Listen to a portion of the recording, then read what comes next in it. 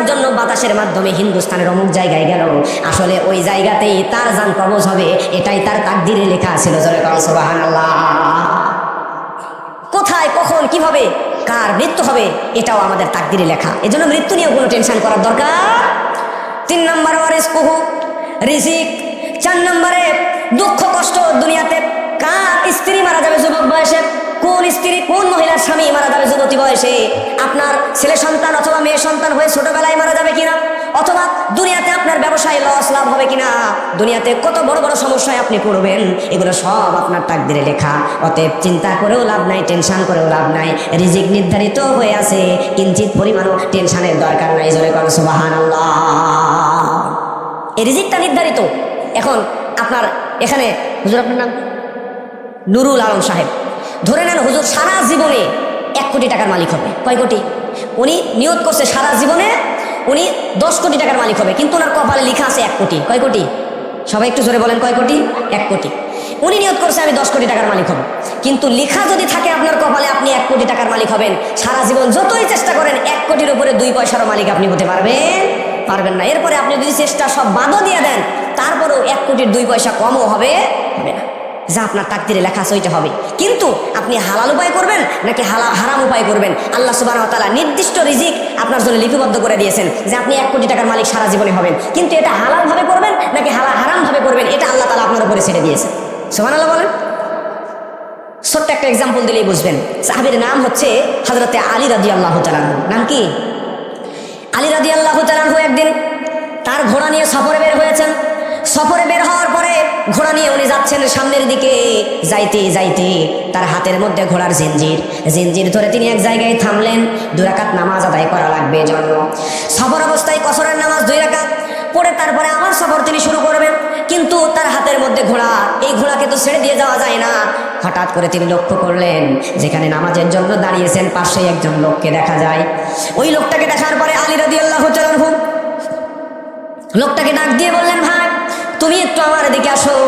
লোকটা যখন হযরতে আলীর কাছে আসলেন, আসার পরে আলী বললেন, ভাই আমার এই ঘোড়াটা তুমি মসজিদের সামনে নিয়ে 10 মিনিট দাঁড়ায় থাকবা। তুমি যদি 5-10 মিনিট একটু সময় দাঁড়িয়ে থাকতে পারো, তাহলে আমি মসজিদের মধ্যে গিয়ে 2 রাকাত নামাজ পড়ে আসতে পারতাম। তুমি কি পারবা নাকি বলো? লোকটার সঙ্গে সঙ্গে রাজি হয়ে গেল। আমি আপনার ঘোড়ার জিনজির ধরে দাঁড়িয়ে আছি, আপনি গিয়ে মসজিদে নামাজ আদায় করে আসেন। হযরত আলী রাদিয়াল্লাহু তাআলা তিনি চলে গেলেন মসজিদের মধ্যে নামাজ আদায় করার জন্য। তিনি এবার নামাজ পড়তে ঢুকবেন এমন সময় পকেটের মধ্যে হাত ঢুকায় দিলেন। দেওয়ার পরে পকেটের ভিতরে তিনি দেখতে পেলেন 2টা দিরহাম আছে। কয় দিরহাম? 2 দিরহাম।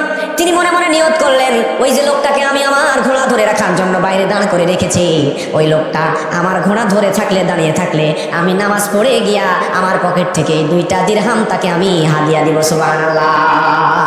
তার পারিশ্রমিক বলেন, হাদিয়া বলেন। কয় দিরহাম? 2 দিরহাম। এবারে হযরত আলী রাদিয়াল্লাহু তাআলা নামাজ পড়লেন। পড়ার পরে মসজিদ থেকে বের হলেন। হওয়ার পরে ঘোড়ার কাছে আসলেন। আসার পরে তিনি আশ্চর্য হয়ে গেলেন, আশ্চর্য অবাক হয়ে গেলেন।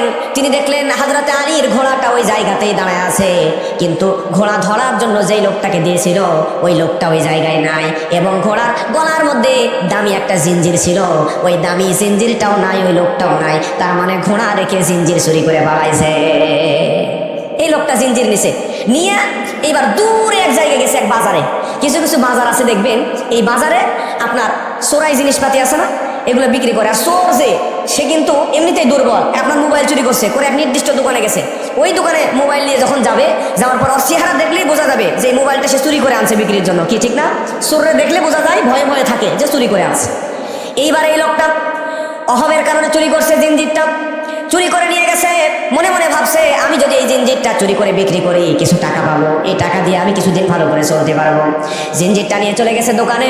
নির্দিষ্ট একটা দোকানে গিয়ে বলতেছে, ভাই এই জিনজিরটা আমি বিক্রি করতে চাই, তুমি কিনবা নাকি? এবার দোকানদার ওই লোকের মাথা থেকে পা পর্যন্ত ভালো করে দেখলো।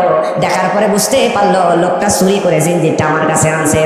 দোকানদার শর্ত দিল, এই জিনজির আমি তোমার কাছে কিনতে পারি, শর্ত হলো এই জিনজিরের জন্য আমি শুধুমাত্র 2টা দিরহাম দিব, আর যদি তুমি এটা ফিরে নেওয়ার চেষ্টা করো তাহলে তোমারে উত্তম মাধ্যম দিব। লোকটা চিন্তা করে চুরির মাল যা পাবো সেইটাই লাভ, এজন্য ওই 2টা দিরহামের বদলে জিনজির বিক্রি করে লোকটা পালায় গেল। এবার আপনারা জ্ঞানী বিচক্ষণ মানুষ, আপনাদের কাছে জবাব চাই, বলেন তো ওই লোকটা যদি একটুখানি ধৈর্য ধরে কয়েক